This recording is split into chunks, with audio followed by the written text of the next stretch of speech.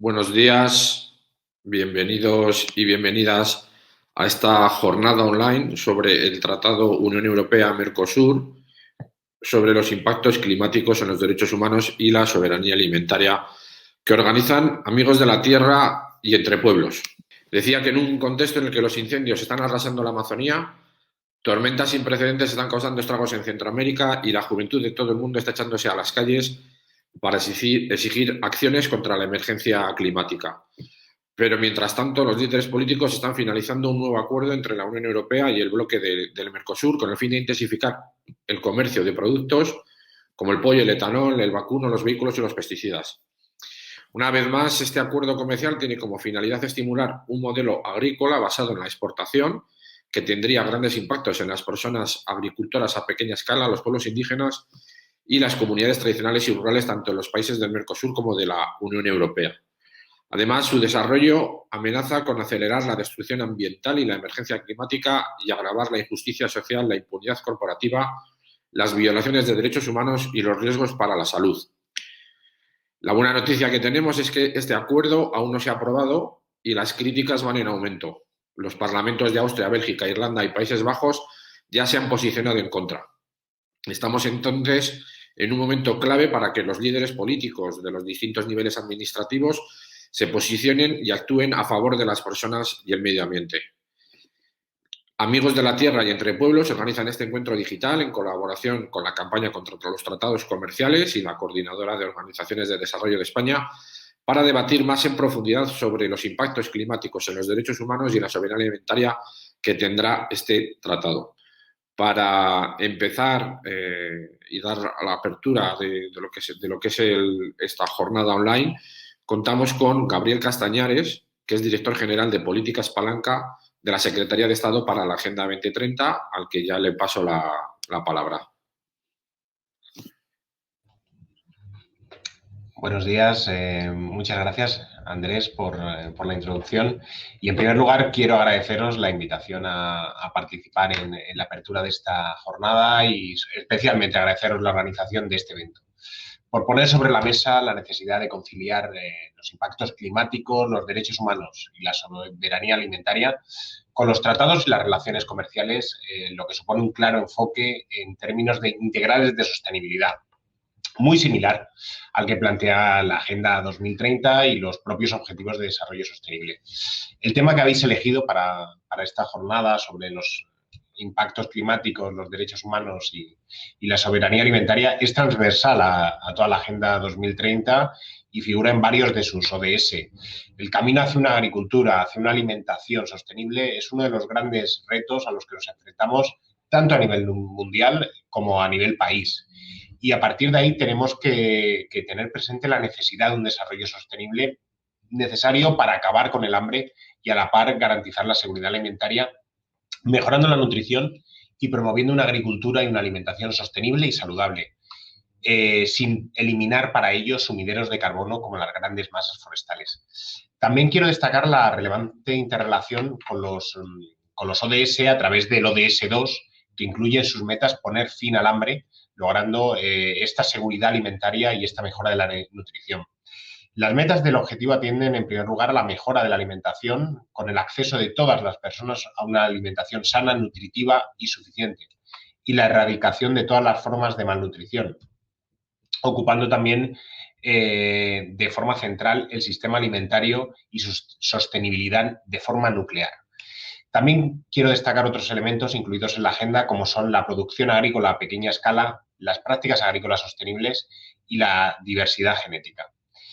Pero esta visión, que se integra a través de toda la Agenda 2030 con otros objetivos como un impacto relacionado con la agricultura de forma clara, con todo lo relativo al agua en el ODS 6, en el ODS 8 de trabajo decente y en el ODS 11 sobre comunidades sostenibles, encuentran una expresión muy importante relacionada con todo lo que vais a tratar a lo largo de esta jornada con el ODS 13 de acción por el clima y con el ODS 12 de producción y consumo responsable.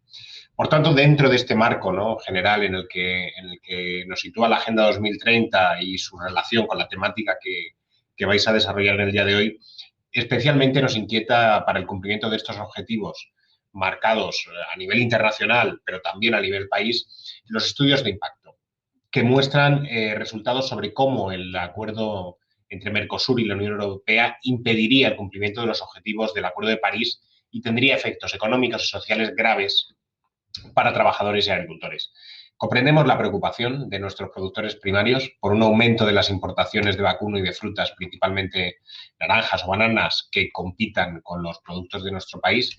Y tenemos pues especial interés en conocer adicionalmente, ¿no?, modelos económicos utilizados para calcular los potenciales beneficios de este acuerdo y cómo su adecuación o no pueden tener en cuenta una óptica integral de los impactos sociales y ambientales del acuerdo. Para ello, creemos muy relevante contemplar la lógica de la triple dimensión de la sostenibilidad presente, como os decía anteriormente, en la Agenda 2030. Además, un elemento central en toda esta problemática es la deforestación en los países del Mercosur, mostrada por algunos de los informes elaborados, incluso pues algunos de ellos por expertos encomendados por parte del gobierno francés, que además conllevarían riesgos y afecciones para los pueblos indígenas de la Amazonía. Por todo ello, consideramos necesario evaluar los posibles impactos económicos, sociales y ambientales y en el mercado de trabajo de un acuerdo de este tipo, especialmente en lo relativo a la incidencia climática del propio acuerdo.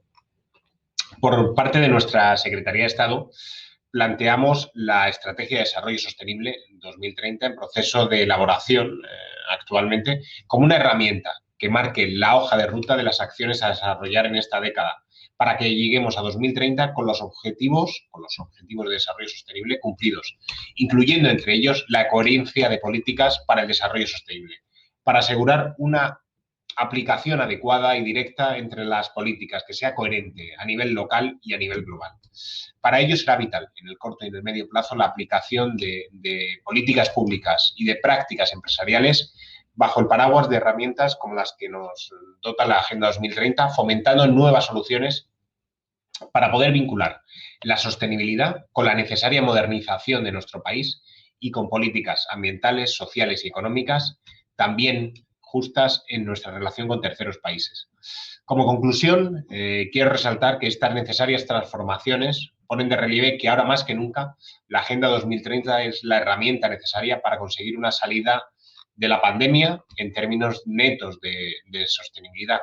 Y simplemente pues quiero finalizar agradeciendo de nuevo la invitación a participar en este espacio y el trabajo conjunto, que eventos como este de hoy ponen de relieve acerca de la relevancia de contar con un enfoque de sostenibilidad integral que trascienda los simples análisis económicos. Agradeceros la organización de este evento y emplazaros a seguir colaborando y a seguir trabajando en los análisis integrales de sostenibilidad para poder avanzar en todo lo que nos concierne. Muchas gracias. Pues muchas gracias, Gabriel, por estas palabras para abrir esta jornada y sobre todo pues por poner el foco en lo que es la coherencia de las políticas para el desarrollo sostenible, ya que tenemos, o sea, desde la acción de los gobiernos y las organizaciones sociales estamos ahí para recordarlo, tenemos que ser conscientes de los impactos que las políticas que ponemos en marcha y que implementamos, pues qué impactos tienen en otros países, ¿no? Que eso yo creo de lo que vamos a estar aportando datos y debatiendo pues a lo largo de esta jornada. Recordaros a todas las personas que nos estáis siguiendo que esto se puede ver en los canales de Amigos de la Tierra, en YouTube, en Facebook y en Twitter, y también a través del canal de YouTube de Entre Pueblos. Es en estos canales también desde donde podéis hacer preguntas o trasladar algunas cuestiones para las personas que van a participar en la jornada. Para no retrasarlo más, le voy a dar ahora la palabra a Blanca Ruibal, que es coordinadora de Amigos de la Tierra, precisamente una de las organizaciones que organiza la jornada y que ayer por la tarde presentaron un informe en el que hacen un análisis pues, bastante detallado de las implicaciones que puede tener este tratado Mercosur en las relaciones entre la Unión Europea y toda esta otra área económica que se denomina Mercosur. Pues ya sin más le doy la palabra a Blanca. Hola, buenos días. Muchas gracias por la presentación, Andrés Amoyuelas, por la organización Andrés Muñoz. Voy a intentar compartir pantalla, a ver qué pasa. Ole. Ya se ve, ¿no? Pues muy bien. A ver, yo creo que la tengo aquí para poder ir pasando yo las diapositivas y eso. Bueno, Andrés ya ha presentado algunas, ya ha anotado algunos de cuáles son los impactos que prevemos y por lo que el acuerdo UE-Mercosur está en el centro de las preocupaciones ahora mismo de la agenda ecologista y no solo. Y me gustaría compartir con vosotras, pues nada, 3 o 4 datos y 3 o 4 ideas que aclaren por qué es tan importante que la firma de este acuerdo no tenga lugar, ¿no? Comparto esta infografía, espero que se vea más o menos bien, que resume muy bien qué es lo que está en juego en el tratado, ¿no? Como podéis ver, la Unión Europea espera exportar más a Mercosur, que es Argentina, Brasil, Uruguay, Paraguay, más coches, más maquinaria, más químicos. Y al contrario, Mercosur va a exportar más a la Unión Europea, más carne de vacuno, más soja y más etanol. Evidentemente hay muchos otros productos, mercancías y cosas en cuestión, pero yo me voy a centrar en esto y los impactos que tiene en el clima y en la soberanía alimentaria. Me parece que lo que pretende la Unión Europea, exportar más a Mercosur, a estas alturas de consenso climático, creo que no hace falta ni explicar nada, ¿no? No necesitamos producir más coches, no necesitamos producir más maquinaria, y no necesitamos producir más químicos y mucho menos necesitamos exportarlo, producir más y exportarlo al otro lado del mundo, ¿no? Una de las principales preocupaciones de este tratado es que aumentará enormemente el transporte de mercancías, particularmente el transporte marítimo, que es uno de los más contaminantes. Los buques se mueven sí o sí con combustibles fósiles, el buque eléctrico todavía no existe y tampoco creo que sea la solución y evidentemente la lógica actualmente debe ser de reducir, ¿no?, el transporte de mercancías y, sin embargo, la idea con este tratado es aumentarla, ¿no? Me voy a centrar más en aquellos productos que van a inundar los mercados europeos, ¿no?, particularmente en la carne de vacuno y en la soja. Voy a ver si soy capaz de pasar la presentación a la siguiente. ¿Sí? ¿Se ve también? ¿Ha cambiado? Sí. Vale. Se prevé que que el Tratado de Unión Europea-Mercosur aumente la importación de carne de vacuno en al menos un 30% y también la producción de soja. Esto tiene unos enormes impactos aquí, en nuestro medio rural y en nuestro medio ambiente, en Europa y en el Estado español y también allí, ¿no? Pongo estas noticias porque son noticias muy habituales en nuestros medios de comunicación, pero son un pequeño reguero que apenas llama la atención, ¿no?, sobre los cierres de explotaciones. Es sabido que el medio rural en España está en una crisis muy profunda desde hace décadas y que se debe precisamente al comercio internacional, ¿no?, a la imposibilidad de nuestro sector agrario, nuestro sector ganadero, de competir en un mercado internacional en un mercado internacional en el que tanto los estándares laborales como ambientales están a la baja y, por lo tanto, el precio, ¿no?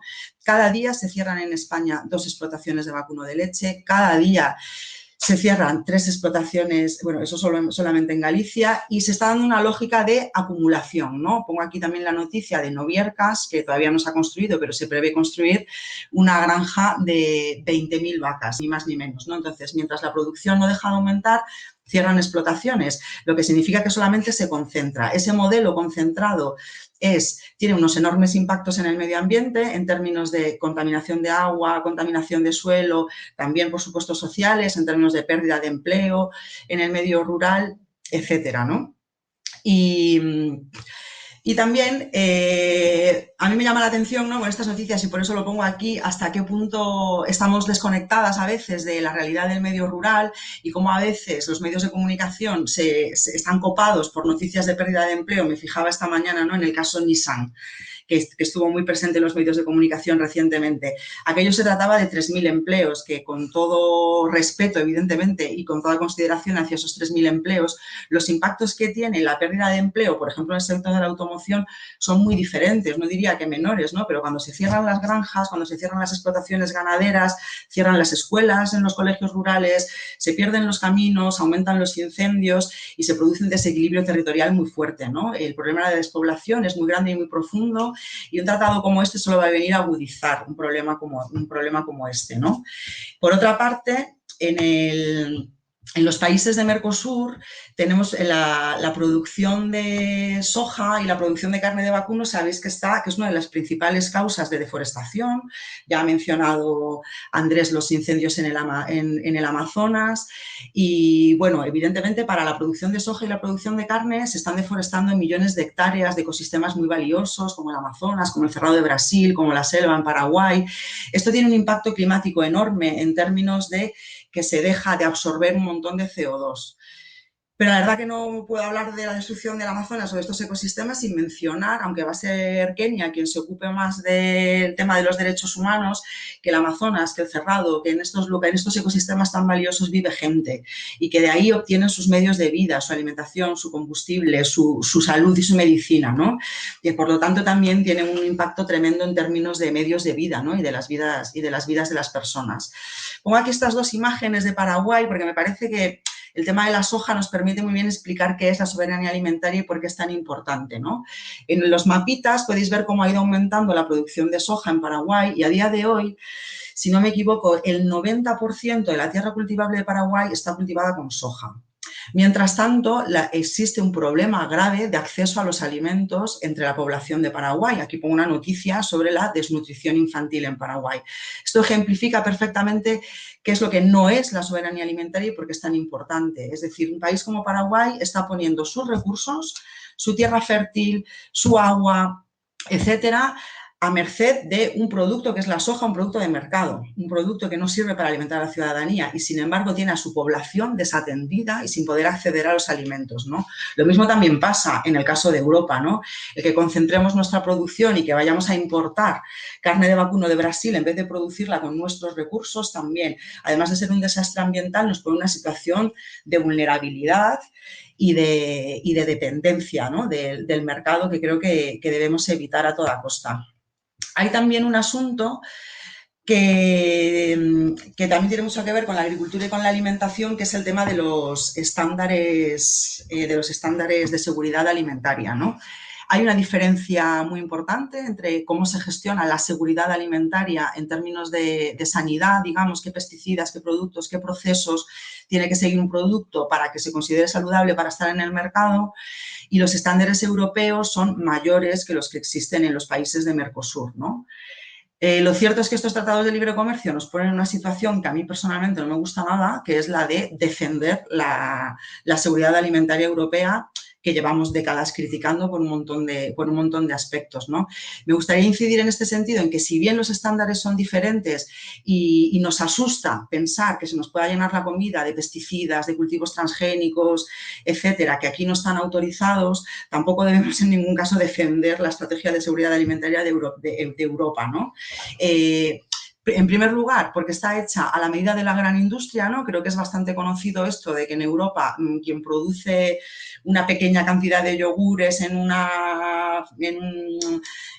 obrador artesanal tiene que seguir las mismas normas que Danone, lo cual es tremendamente injusto y también dificulta mucho la viabilidad, ¿no? de las pequeñas explotaciones y producciones de alimentos, y también porque la Agencia Europea de Seguridad Alimentaria está claramente influenciada por los intereses de las empresas, ¿no? Lo vemos claramente con el uso de pesticidas, con los cultivos transgénicos, con la presencia de disruptores endocrinos en un montón de nuestros alimentos, ¿no? Entonces, sin duda no es un modelo deseable y defendible, pero desde luego lo que tampoco tenemos que hacer es ir a la baja y permitir que todavía haya más pesticidas, más transgénicos y más productos tóxicos en nuestra comida.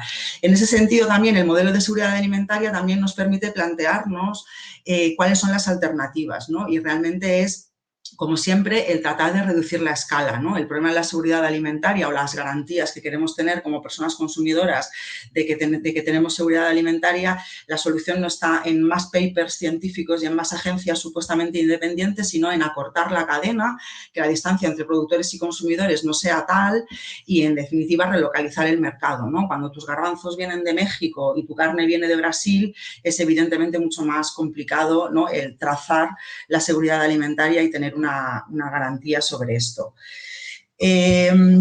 Para terminar, me gustaría un poco mencionar el contexto actual, ¿no? En el que estamos afrontando la lucha o el debate sobre este tratado. Pensaba esta mañana, mientras preparaba en esto, que llevamos dando la misma matraca desde Seattle, o sea, en contra de la Organización Mundial del Comercio, de los tratados de libre comercio, etcétera. Este PowerPoint podría haber existido perfectamente en el 99. Y sin embargo, creo que han cambiado muchas cosas, ¿no? Y que, como siempre en nuestras reivindicaciones ambientales y sociales, el tiempo solo hace que darnos la razón, ¿no? Desde los tiempos de Seattle han cambiado muchas cosas y creo que una de ellas fundamentalmente es que ha aumentado enormemente el consenso científico en torno al problema del cambio climático y la pérdida de biodiversidad. Y una cosa fundamental es que ha aumentado enormemente también la conciencia de la ciudadanía en torno a estos problemas, ¿no? Hay una encuesta, de hecho, reciente que muestra, no me acuerdo la cifra, pero que muestra la gran oposición de la ciudadanía europea a este tratado, ¿no?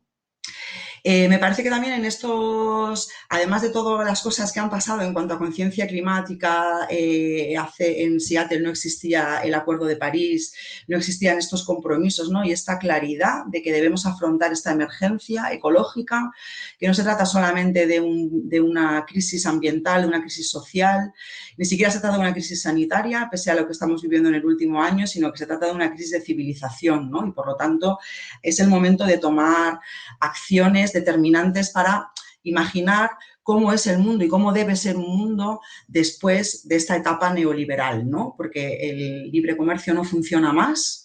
Y está claro que hemos llegado a los límites, no solo del planeta, ¿no? Porque es precisamente este modelo neoliberal de comercio internacional exacerbado el que nos ha llevado hasta aquí, hasta los límites materiales del planeta, ¿no? En términos de emisiones, en términos de nitrógeno, fósforo, etcétera. Creo que también el sistema neoliberal ha agotado ya los límites del sufrimiento humano. Y así lo puede demostrar pues, la aparición de movimientos como Black Lives Matter o el feminismo, etcétera, ¿no? A todo esto no podemos dejar de sumar lo que hemos vivido en el último año, ¿no? Que ha puesto sobre la mesa un montón de cuestiones las que se venían debatiendo en torno a la vida que queremos vivir, el sistema en el que estamos inmersas como sociedad, ¿no? Y creo que efectivamente la pandemia ha puesto sobre la mesa cosas muy básicas, ¿no? ¿Qué es lo esencial? Lo esencial es la alimentación y la salud. Mercosur pone en juego nuestra alimentación y nuestra salud y es esencial relocalizar la economía, ¿no? Esto hemos descubierto. No tiene sentido que nuestros garbanzos vengan de México y nuestras mascarillas vengan de China y que no tengamos aquí empleo, tejido empresarial o tengamos el medio rural abandonado, ¿no? Entonces, creo que estamos en ese momento precisamente de cerrar brechas, ¿no? Precisamente esto trata el agotamiento del sistema neoliberal. Es el momento de cerrar todas las brechas que el sistema neoliberal profundizó. Hablo de la brecha entre lo rural y lo urbano, la brecha entre el norte y el sur, la brecha entre pobres y ricos, la brecha entre los hombres y las mujeres, ¿no? Y creo que como sociedad tenemos ahora mismo que tomar medidas contundentes para ello y que un tratado como este solo hace que profundizar esas brechas, ¿no? En ese sentido también me gustaría destacar que existen otros marcos políticos y están también sobre la mesa, también lo ha mencionado Gabriel, ¿no? Pues está la Agenda 2030, tenemos el nuevo Pacto Verde Europeo o diversos nuevos pactos verdes de diferente tipo y creo que en estos nuevos marcos políticos se establece bastante claramente hacia dónde debemos ir, ¿no? Debemos ir hacia relocalizar la economía, hacia reducir el número de emisiones y hacia garantizar una buena vida a la mayoría de las personas, a todo el mundo en este planeta, ¿no? Y creo, por lo tanto, que debemos fijarnos y aprovechar, sobre todo desde el gobierno, sobre todo desde quien tiene las competencias en este sentido, ¿no? Aprovechar estos nuevos marcos políticos que se han creado para dar pasos firmes y no permitir que un tratado como este entorpezca de una manera brutal un camino que no puede esperar. Y bueno, creo que me ha sobrado un poco de tiempo, cosa que no suele pasar en estas cosas, pero pues no voy a aprovechar para decir nada más. Aquí se va a quedar. Muchísimas gracias.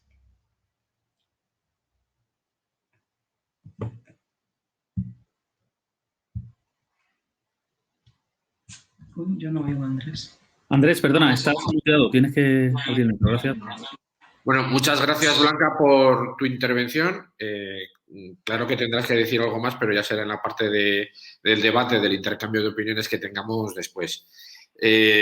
Vamos ahora con David Gistar, que es director de Justicia Global y Cooperación del Ayuntamiento de Barcelona. Antes de darle la palabra, no me resisto a darle las gracias por ese nombre que le han dado a un espacio en Barcelona que le han llamado Espai Arcadi Oliveres, pues en recuerdo de una persona de las que estamos seguros que está muy al tanto de cómo están las negociaciones de este tratado entre la Unión Europea y Mercosur, porque es alguien que siempre se ha preocupado, pues sobre todo de estas cuestiones de justicia global y especialmente de todo lo relacionado con la economía y el comercio. Ya tienes la palabra, David. Muchas gracias, Andrés. Y en honor al maestro Arcadio Oliveras, que nos ha marcado a muchos y a muchas de nosotros en este camino por mejorar este mundo, ¿no? Quería agradecer también, por supuesto, a Amigos de la Tierra y a Entre Pobles y Entre Pueblos por la invitación, a los Andreses, creo que en castellano cuando hay más de un Andrés se llama Andreses, al Muñoz y a la Mayuelas por invitarme y por presentarme. Y yo voy a hacer una intervención centrada sobre todo en la relación entre los tratados comerciales, en concreto Unión Europea-Mercosur y las ciudades, ¿no? Y empiezo por lo siguiente. Barcelona, el Ayuntamiento de Barcelona, en diciembre pasado, el 15 de diciembre, y a propuesta de los amigos de Ecologistas en Acción y de Entre Pobles, que nos propusieron aprobar una declaración en contra, digamos, de la aprobación del acuerdo Unión Europea-Mercosur. Logramos aprobar con el apoyo de varios partidos políticos que se les presuponía que estarían a favor y con la oposición de los que también se presuponía que estarían en contra, una propuesta de declaración institucional que se la puede recuperar y que generó un cierto debate alrededor de los tratados de libre comercio en un contexto, el municipal, donde no se suele debatir de estos temas, ¿no? Entonces, la pregunta que nos podemos hacer es ¿qué recorrido tiene un debate de política comercial de gran calado desde el contexto de una ciudad o de un pueblo, ¿no? Porque sí es cierto que a veces tenemos riesgo de desconectar o de aparecer con actuaciones simbólicas en espacios donde a priori nos correspondería hablar de contenedores o de necesidades de los colectivos vulnerables de la ciudad, ¿no? Y aquí voy, digamos, a explayarme un poco. La declaración que nos habéis propuesto desde la campaña, sobre todo hacía mención a 6 impactos, de los cuales 4 podríamos decir que están situados en el sur o que afectan más el sur y 2 que afectan más al norte, aunque como sabemos la internacionalización hace que los impactos sean cruzados con efectos boomerangs diversos. Hablábamos de clima. Firmar el acuerdo era atacar el clima y las políticas de mitigación que se están desarrollando. Hablábamos de biodiversidad, de la 6ª extinción de especies, hábitats, de ecosistemas, sobre todo de la deforestación en las zonas donde elementos como los que señalaba Blanca, la soya, etcétera, van a ir ganando extensión. Hablábamos de derechos humanos campesinos, indígenas, pescadores, e incluso podríamos hablar del apoyo a latifundistas, a bolsonaristas, ¿no? Que son los ganadores en las relaciones potenciales de un acuerdo Mercosur-Unión Europea. Y en el norte hablábamos de la destrucción de la payasía, de la destrucción del campesinado, ¿no? Del vaciamiento de España, ¿no? Y hablábamos de salud pública, por lo que antes ha mencionado Blanca y antes Andrés, ¿no? Sin embargo, quedaba algo y yo creo que también el hecho, lo que ha hecho un cierto rebomborio de la aprobación de esto es que un municipio aprobara algo sobre un tratado de libre comercio. Bueno, hago mis reflexiones. Yo creo que una cosa son las competencias y ciertamente desde lo municipal no tenemos en la negociación de acuerdos comerciales con grandes bloques Pero la otra son las incumbencias. Y aquí lo que está clarísimo es que un acuerdo Unión Europea-Mercosur es una incumbencia plena para las ciudades y para también los gobiernos que tratamos de gestionar las ciudades. Pero, sin embargo, y hago el matiz, la mejor forma de contarlo, creo, actualmente es mediante, al menos en este acuerdo comercial, y a diferencia de otros, es el tema alimentario. Y creo que el meme, y después de reflexionarlo, era algo así como que Barcelona se come el mundo, algo que se podría aplicar a Madrid, a Palencia o donde fuera. Barcelona se come el mundo a través de la importación masiva de commodities, algunos de ellos alimentarios, y que hay que ir desarrollando. Ese fenómeno de Barcelona se come el mundo nos conduce a que si más comercio internacional fuera de control se produjera, más absurdo sería y más incoherente con los esfuerzos que se están realizando, que estamos realizando también desde el consistorio para evitar el caos climático, ¿no? entre otras políticas públicas, evitar el cambio climático acelerado que está sucediendo ahora, además de otras cuestiones. Entonces, yo voy a pedir ahora que por favor pongáis la diapositiva, no sé si la tengo que poner yo, Estefan. Muy bien, perfecto. La anterior, por favor. Eso lo tienes que cambiar tú, por favor, David. Eso lo ¿Si tengo la puedes mover? cambiar yo. Bien, bueno, sí. ¿Ahora se ve la primera? Sí. Bueno, esto es cuando podíamos viajar, ¿no? Una foto desde el avión de Barcelona. Como veis, es un organismo vivo en sí mismo. Una ciudad es un organismo vivo que tiene su metabolismo, como si fuera un conejo, come y excreta, ¿no? Y, por tanto, se relaciona con el medio, con el país, digamos, Cataluña, con el Estado español, con la Unión Europea, pero gracias a la globalización mucho más allá. Es por eso que intentamos crear un mapa de Barcelona en términos de las infraestructuras, los grupos de interés, los mecanismos que generan impacto mundial en el ámbito de lo ambiental, ¿sí?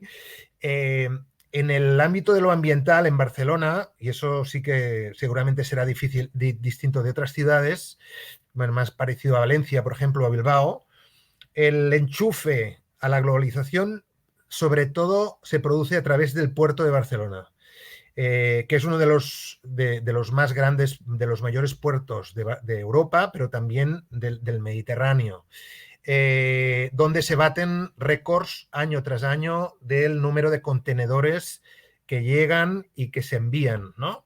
Funciona como un hub, igual que el de Valencia, por ejemplo. Y el otro gran enchufe que tenemos es el aeropuerto de Barcelona, ahora en horas bajas, por el elemento bloqueo del turismo y el confinamiento, pero por donde también se produce esa relación con el exterior que hablábamos de ese organismo vivo, ¿no? Para relacionarlo con el Mercosur, yo quería sobre todo subrayar un elemento vinculado al puerto de Barcelona y a su crecimiento, que es el hecho de que Barcelona es uno de los dos grandes hubs de la soya en la Unión Europea.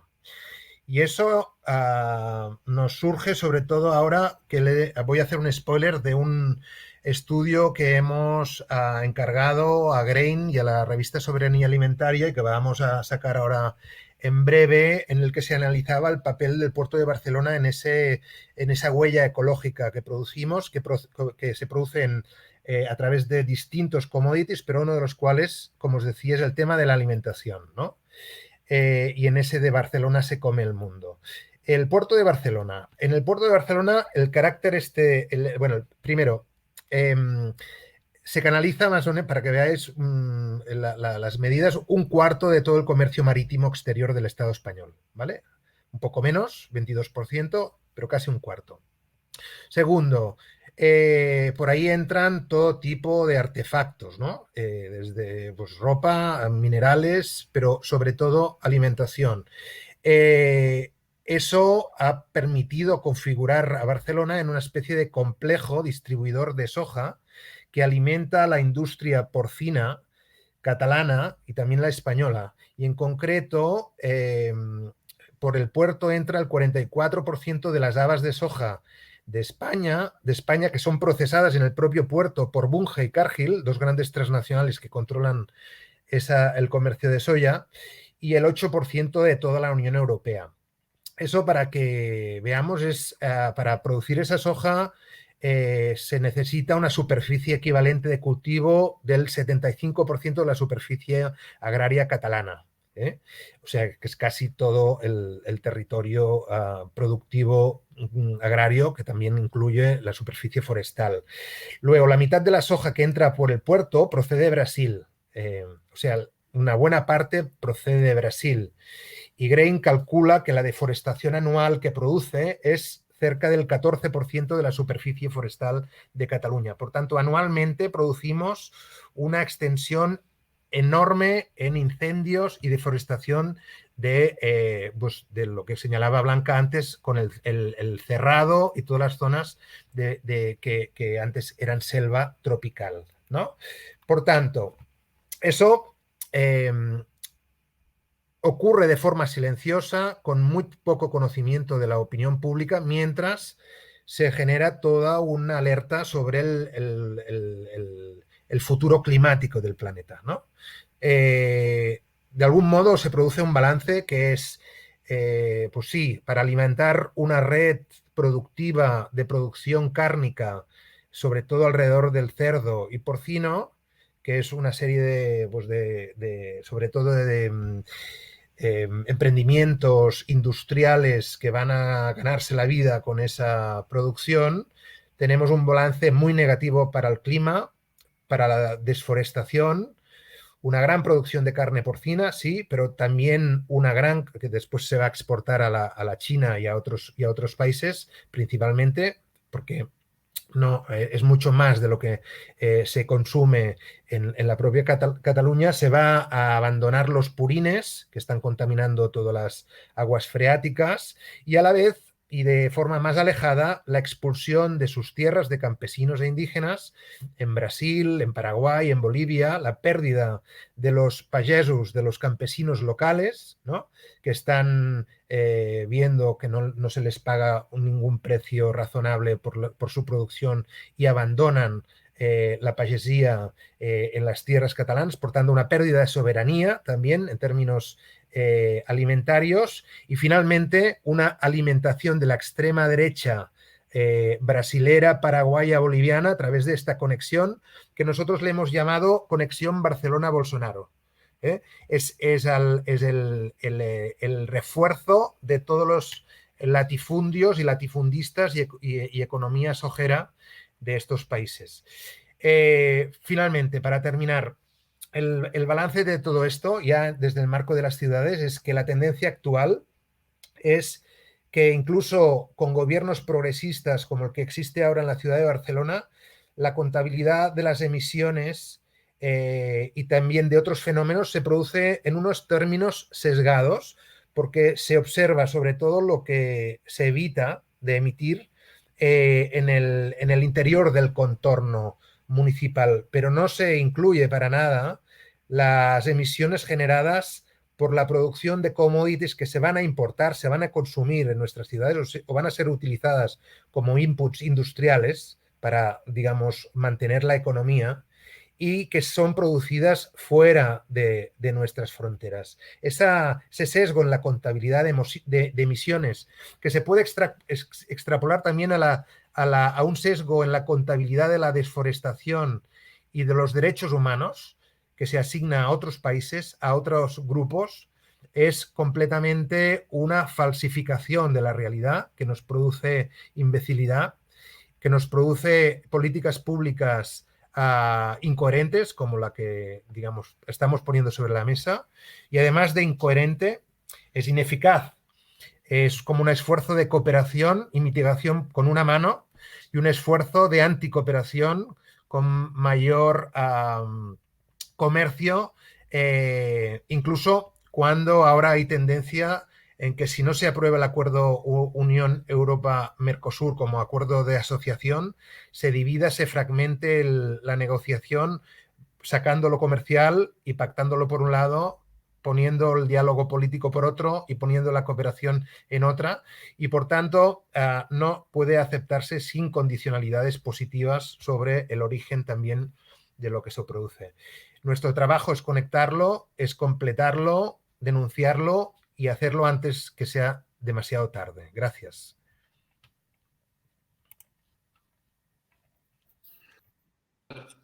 Muchas gracias, David. Sobre todo yo creo que por incorporar este punto de vista de cómo lo que pasa a miles de kilómetros tiene influencia en nuestras ciudades o cómo precisamente lo que hacemos en nuestras ciudades tiene también toda esa repercusión en otros países, ¿no?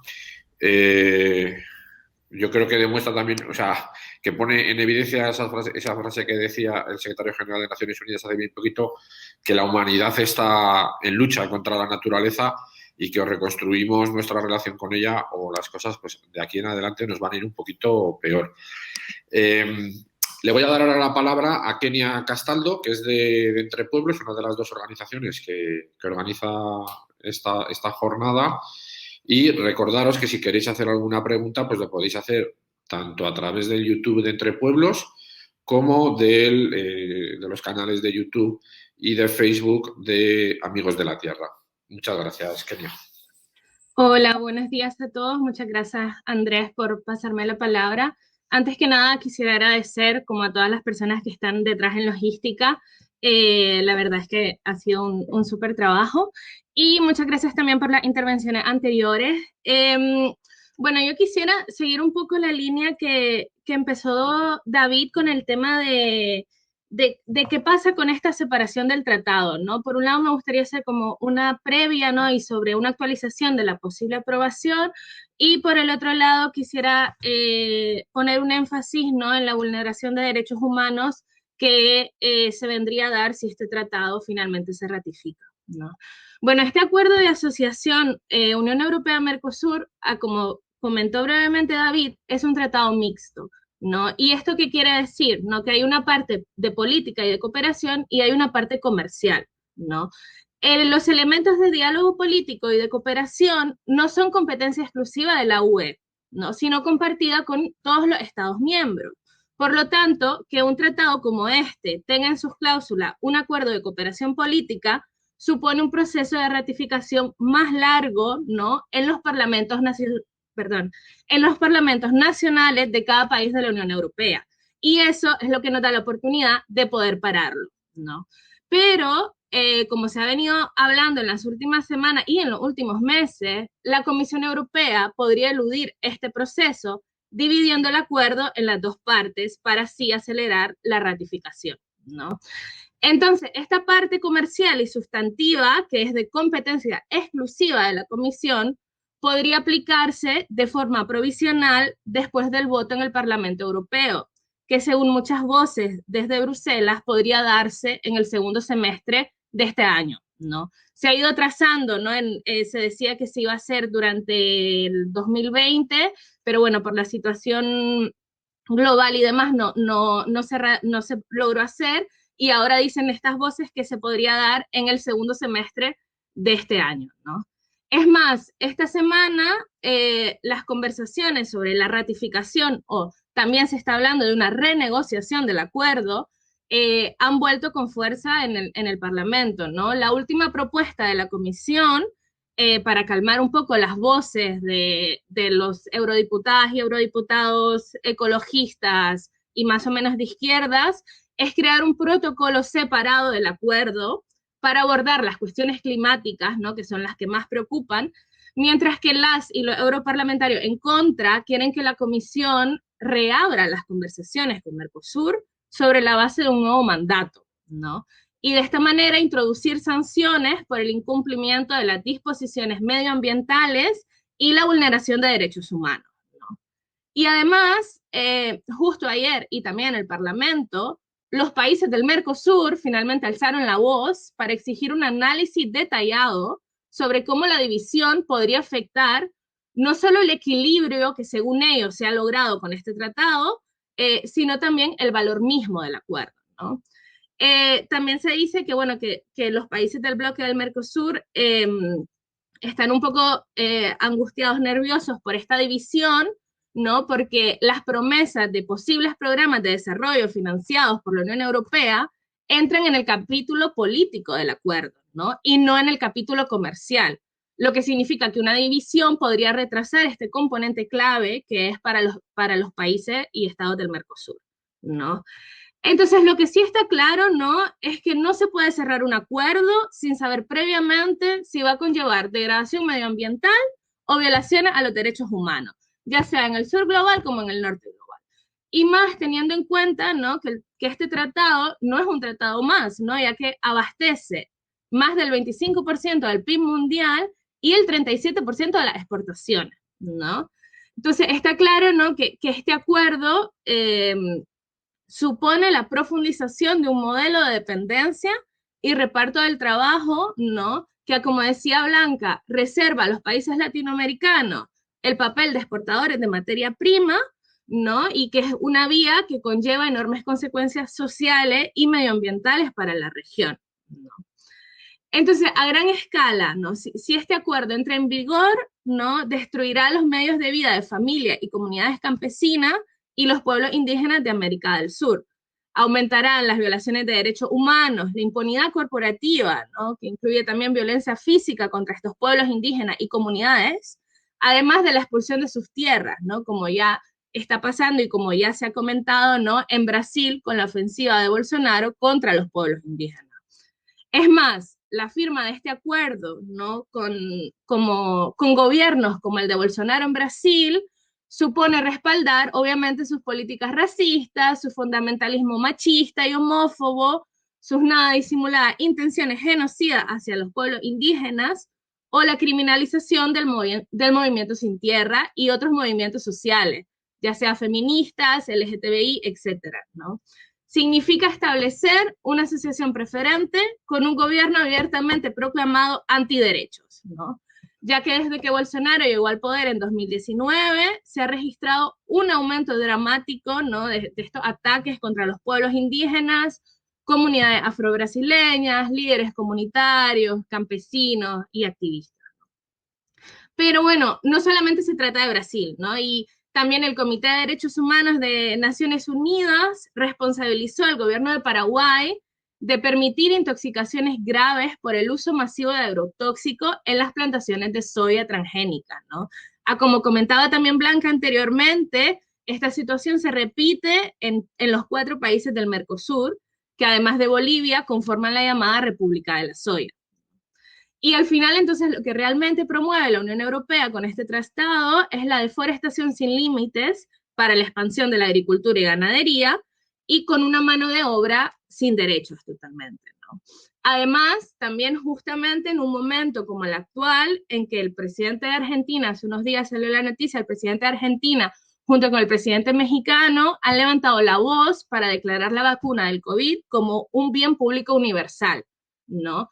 Y diversas fuentes alertan de los retrocesos que puede comportar este tratado en el derecho a la salud y el acceso a medicamentos baratos, ¿no?, ya que extiende el periodo del dominio de las multinacionales farmacéuticas sobre las patentes.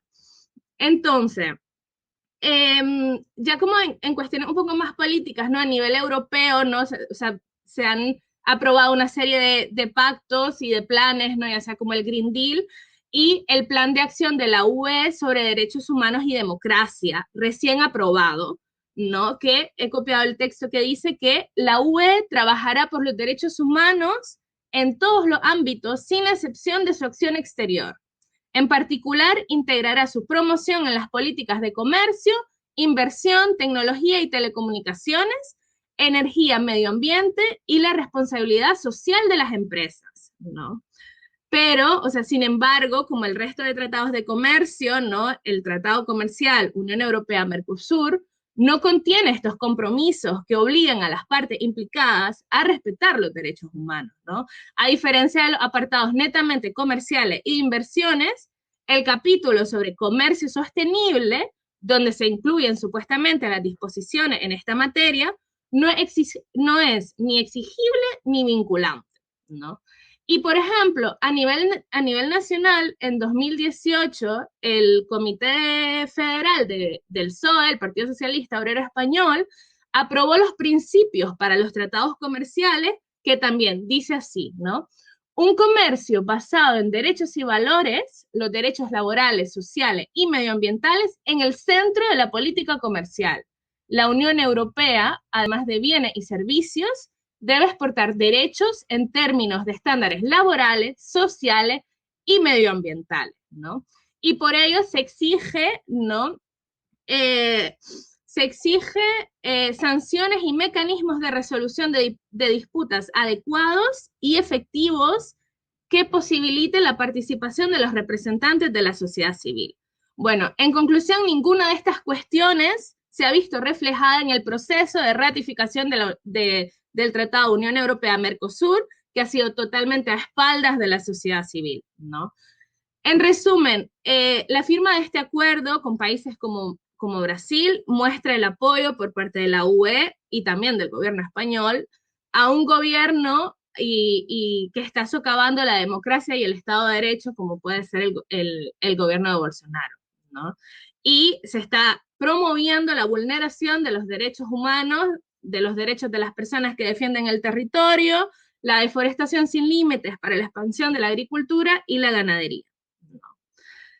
Bueno, ya como para concluir, ¿no? Creo que, bueno, la crisis de la COVID, ¿no? Debería ser una advertencia, ¿no? De que la destrucción de la biodiversidad y la persecución de una globalización y un crecimiento económico ilimitado nos expone a todas y a todos a enormes amenazas, ¿no? Seguir por esta senda ya no puede ser una opción y el Tratado Unión Europea-Mercosur es un paso hacia atrás, claramente, ¿no? La Unión Europea debe orientar sus objetivos en materia comercial a la consecución de normas comerciales multilaterales que fomenten y estén subordinadas a las políticas ecológicas, sociales, de derechos humanos y de desarrollo que no sobrepasen los límites planetarios. Necesitamos más cooperación, no menos cooperación, ¿no? El rechazo al acuerdo no debe malinterpretarse como una negativa a la cooperación constructiva con la región, al contrario, ¿no? Si queremos que esta crisis sea una oportunidad para las personas y el planeta, debemos oponernos a este tratado comercial, ¿no? Y reivindicar una vez más políticas comerciales que pongan el cuidado de la vida en el centro, ¿no?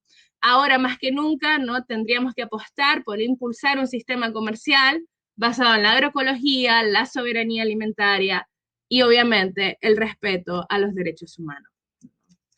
Muchas gracias. No te escuchamos, Andrés. Esto de quitar el micrófono para que no se metan los ruidos, perdón, ¿eh? Muchas gracias por el análisis, por este otro punto de vista que has incorporado. Me parece muy interesante ver también un poco cómo dialogan los distintos acuerdos, planes, directrices y marcos que se firman con luego realmente qué es lo que se hace y cómo se hace, ¿no? Yo creo que también es algo donde tenemos que tener la vista puesta pues para ver también cuáles son las capacidades de reacción.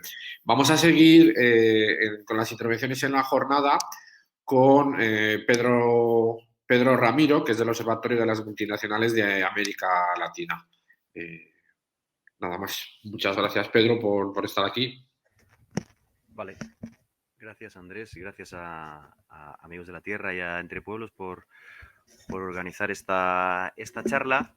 Y por mi parte, bueno, añadir a las cuestiones que se han ido tocando, ¿no? De impactos socioecológicos de este futuro tratado Unión Europea-Mercosur o a los posibles impactos en el metabolismo económico de las ciudades y los impactos en derechos humanos, que también se comentaba en esta última intervención, intentar complementarlo con un enfoque, digamos, de una perspectiva más global, de un panorama más sistémico de lo que pueden representar este tipo de acuerdos, ¿no? Aterrizándolo en el caso de la Unión Europea y del Estado español.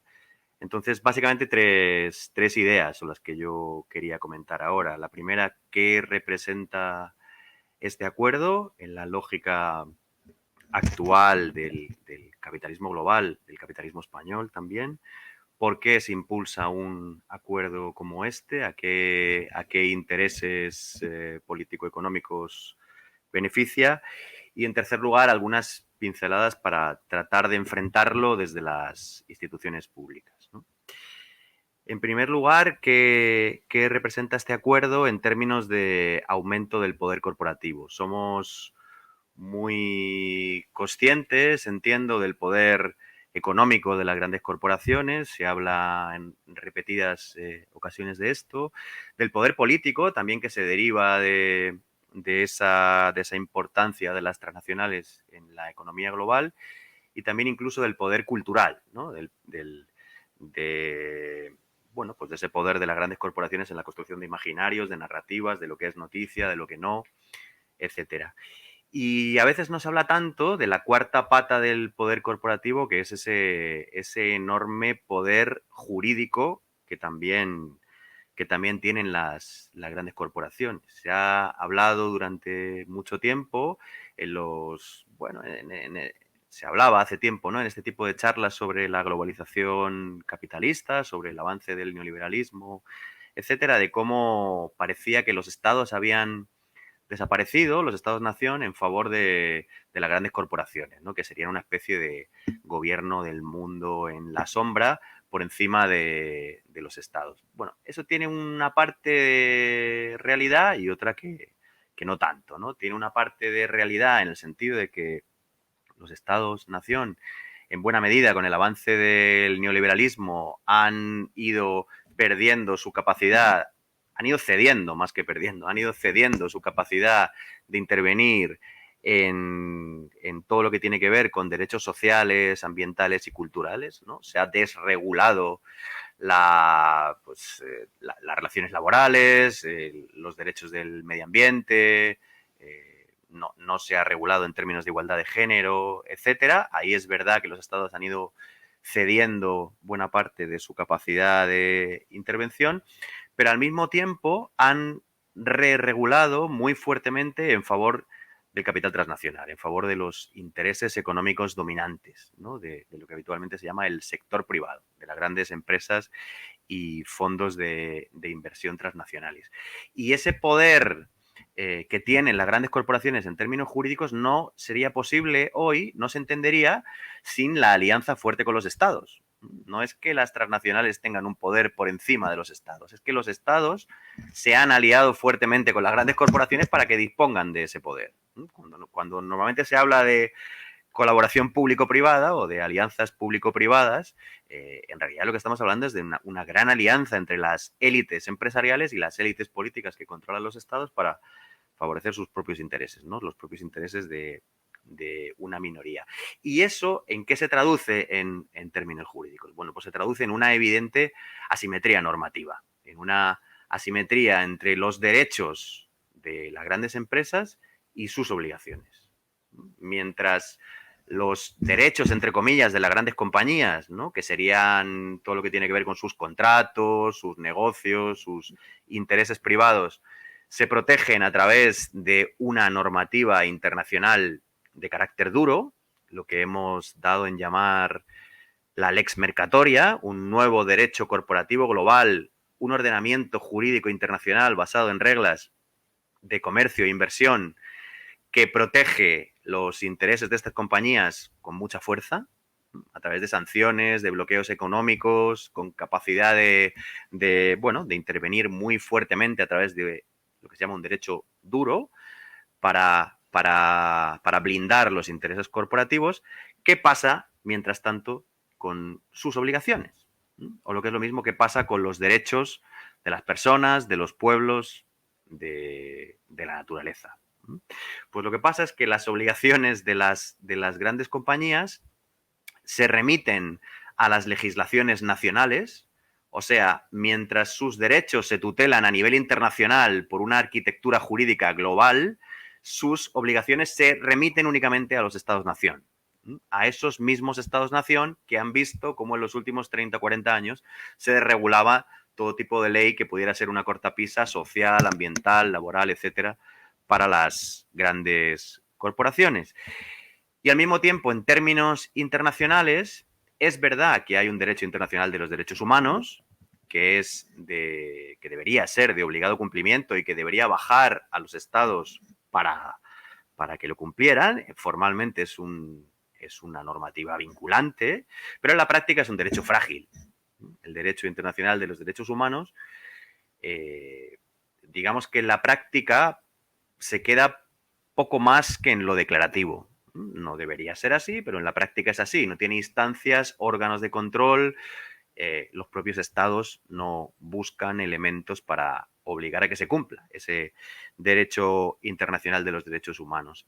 Y en tercer lugar, al mismo tiempo que se reenvían sus obligaciones a los estados-nación convenientemente desregulados en materia social y ambiental, a la vez que el derecho internacional de los derechos humanos es manifiestamente frágil, surge lo que se ha dado en llamar la responsabilidad social corporativa, una serie de códigos y acuerdos, códigos de conducta y acuerdos voluntarios que se supone que las grandes compañías tendrían que cumplir por encima de la ley en términos de, bueno, contra la corrupción, en términos de unas relaciones laborales justas, cumplimiento con el medio ambiente y demás. Pero bueno, como hemos visto en repetidas ocasiones durante los últimos 20 años, que se ha ido impulsando este paradigma de la responsabilidad social, el último desgraciado caso hace 2 semanas en Tánger con la inundación de un taller textil que operaba en muy malas condiciones como subcontrata para marcas de ropa occidentales. Se habla de que podía trabajar para Inditex y Mango. Eso dicen algunas supervivientes del taller siniestrado. Bueno, en ese taller murieron 28 personas. Es otro ejemplo más de cómo en la cadena de valor global no se protegen los derechos laborales, los derechos de las personas, los derechos del medio ambiente. Desde el Rana Plaza hace ya unos cuantos años en Bangladesh hasta hoy, pasando por casos como el de Volkswagen, de manipulación consentida y organizada para hacer ver que sus emisiones de los motores, sus emisiones de gases contaminantes eran menores de lo que efectivamente eran, etcétera. Montones de casos que demuestran que las violaciones de los derechos humanos y los abusos corporativos no se pueden dejar en manos de la responsabilidad social voluntaria y digamos, no vinculante en los códigos de autorregulación de las grandes corporaciones, ¿no? Bueno, esa asimetría normativa, esa balanza absolutamente desequilibrada a favor de los derechos de capital y en contra de los derechos de las personas, de los pueblos y del medio ambiente, reforzar esa asimetría normativa es lo que supone un acuerdo como el acuerdo Unión Europea-Mercosur, nada menos que entre dos bloques económicos muy potentes, con unos mercados potenciales de muchos millones de personas, y firmar este acuerdo solo contribuiría a reforzar esa asimetría normativa. Cuando se nos habla de que es necesario para salir de esta crisis reforzar la seguridad jurídica, eso hemos oído en repetidas ocasiones en las últimas semanas y meses al gobierno español también, entre ellos, ¿no? El pasado verano la patronal, la COE, hablaba de cómo la seguridad jurídica es un elemento clave en la reconstrucción económica en España. Bueno, el gobierno español ha seguido esa línea, ¿no? Ha hecho seguidismo de ese discurso, habla de cómo es necesario reforzar la seguridad jurídica para salir de la crisis, pero esa seguridad jurídica solo se ve en términos de los derechos del capital, ¿no? Otro ejemplo, por ilustrarlo aún más. Hace 2 semanas también, mientras 28 trabajadoras morían en el taller de Tánger al que me refería anteriormente, cosiendo ropa para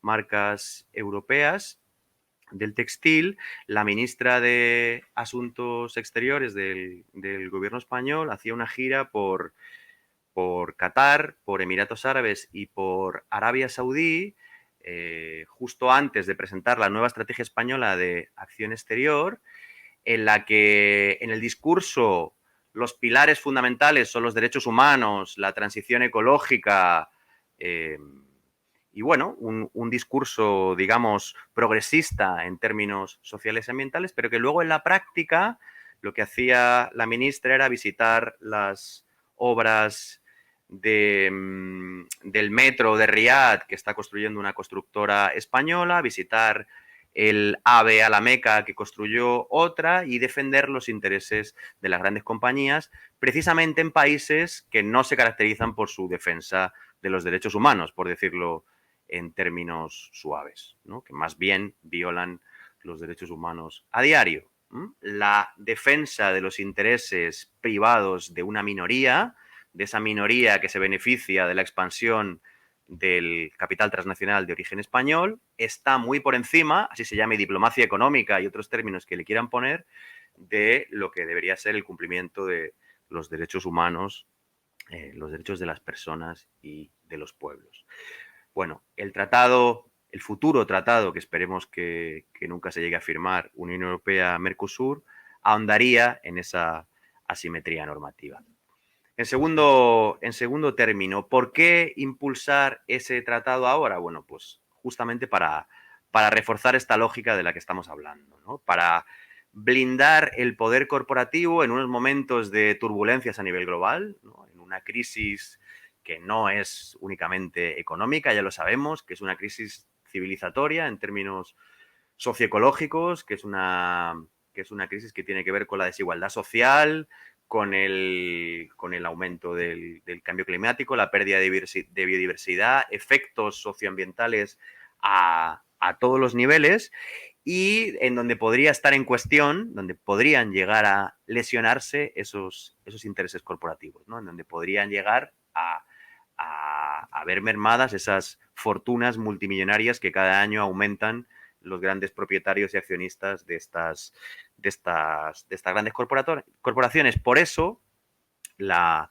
Unión Europea, además haciendo, por decirlo en términos coloquiales, de poli bueno de la globalización, mientras que durante estos últimos 4 o 5 años el gobierno estadounidense, el gobierno Trump, ha sido, a ojos de la Unión Europea, digamos, el poli malo de la globalización, el que estaría más interesado en esa rotura del multilateralismo y más, otro tipo de paradigma de comercio a nivel internacional, que luego no era así tan real, pero bueno, la Unión Europea era lo que vendía, pues la propia Unión jugaría ese papel, digamos, de poli bueno de la globalización, ese multilateralismo que va de la mano de relaciones comerciales, de la firma de acuerdos con todo el mundo, pero que al mismo tiempo nos dicen iría de la mano de la extensión de los derechos humanos, del cuidado del medio ambiente y demás. La realidad es que no es así, ¿no? Bueno, aquí hemos tenido en este mismo panel ya múltiples ejemplos y datos que así lo demuestran, ¿no? De cómo esa cara amable del neoliberalismo que ha sido la Unión Europea con la firma de acuerdos comerciales por todo el mundo, ahora también, además de el de Mercosur, se está impulsando un nuevo acuerdo también con China y con otros bloques regionales a nivel global. Bueno, pues la idea, como siempre, como hablaba en el punto anterior, es la de blindar el poder corporativo, blindar esos intereses a través de una especie de constitución económica global, una normativa internacional. En realidad son muchas normativas a nivel internacional, en la OMC, en el Banco Mundial, en el Fondo Monetario Internacional, normativas económicas a través del Banco Central Europeo, modificaciones de las constituciones nacionales, como fue la modificación de la Constitución española para blindar el pago de la deuda obligatorio por encima de cualquier otro interés. Bueno, miles y miles de normas. Este acuerdo sería otra más, miles y miles de normas en favor del capital y en detrimento de los derechos humanos.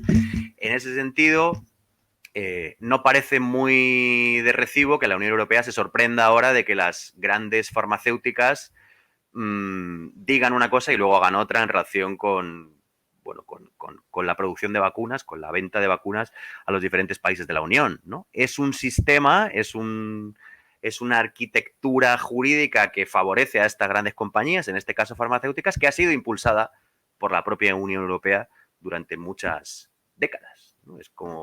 Es haber engordado, digamos, el monstruo, por así decirlo, ¿no? Haber creado las condiciones para que ahora las grandes compañías farmacéuticas puedan hacer y deshacer, puedan enriquecerse con la producción de vacunas, incluso en un contexto tan dramático en términos sanitarios como el que estamos viviendo en la actualidad. Es el penúltimo ejemplo de una lógica, la de favorecer los beneficios empresariales por encima de cualquier otra cosa, que tiene impactos sobre nuestra vida cotidiana.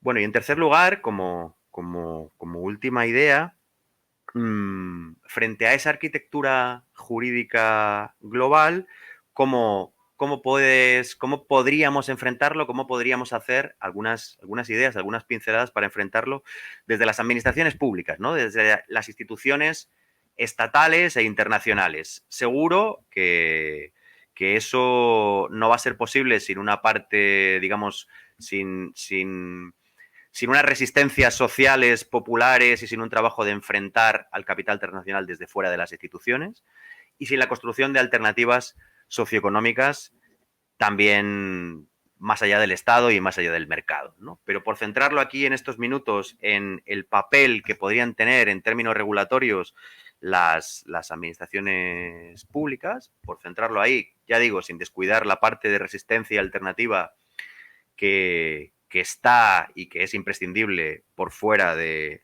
los estados-nación, sin la cual los estados por sí solos no van a poder cambiar el estado de cosas, pero centrándolo en términos de las administraciones públicas, sin duda se puede hacer bastantes más cosas de las que se están haciendo, ¿no? Por así decirlo. No es una discusión únicamente en términos jurídicos. Hay suficiente bibliografía, hay suficiente jurisprudencia al respecto. No es una discusión de técnica jurídica, es una discusión de voluntad política, de hasta qué punto desde las instituciones públicas se quiere aguantar esa embestida del poder corporativo y se quiere enfrentarlo en términos de voluntad política. Bueno, ahí, como decía antes, no necesitamos más acuerdos de responsabilidad social, no necesitamos más incentivos, más apoyo a la autorregulación empresarial, más promoción, más palmaditas en la espalda, por decirlo en términos coloquiales. Necesitamos normas, control, sanciones, órganos, instancias que vigilen el obligado cumplimiento de los derechos humanos por parte de las grandes corporaciones. Hay diferentes iniciativas a nivel, por poner el foco en Europa, a nivel europeo, hay diferentes iniciativas que ya se han avanzado en los últimos años al respecto.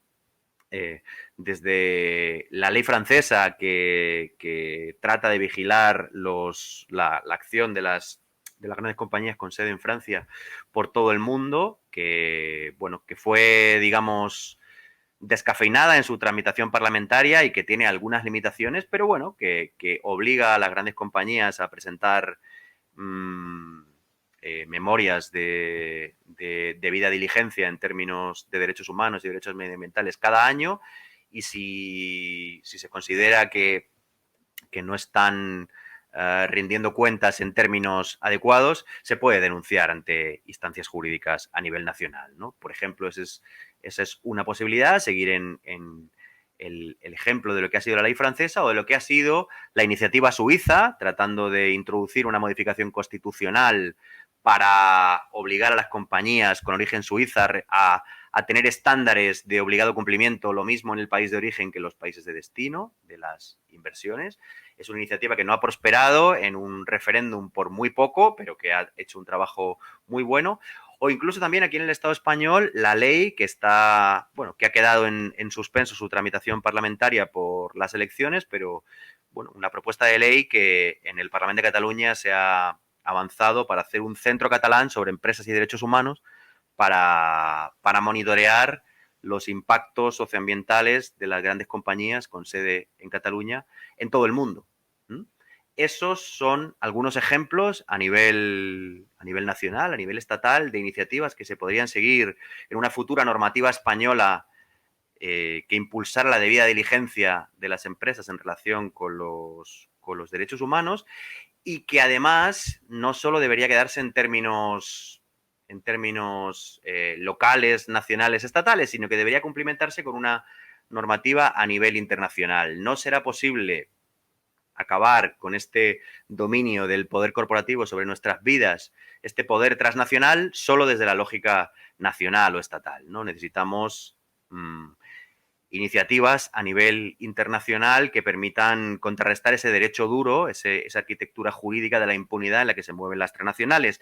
En ese sentido, lo que se está discutiendo en Naciones Unidas, ese tratado vinculante, esa normativa internacional de carácter vinculante para obligar a las compañías a cumplir con los derechos humanos por igual en todo el mundo, es una iniciativa de la que hay que estar muy al tanto y de la que hay que intentar presionar por todos los medios para que no pase lo que desgraciadamente parece que puede pasar, que es que los intereses de las grandes potencias de la Unión Europea, en este caso, cada vez vayan teniendo más fuerza y se vaya descafeinando ese posible tratado, o de que la normativa sobre debida diligencia que la Comisión Europea está impulsando y que ha propuesto, que ha prometido que va a lanzar en el segundo trimestre de este año, tenga efectivamente un carácter vinculante, ¿no? Sin una fuerte movilización popular, sin una fuerte incidencia sobre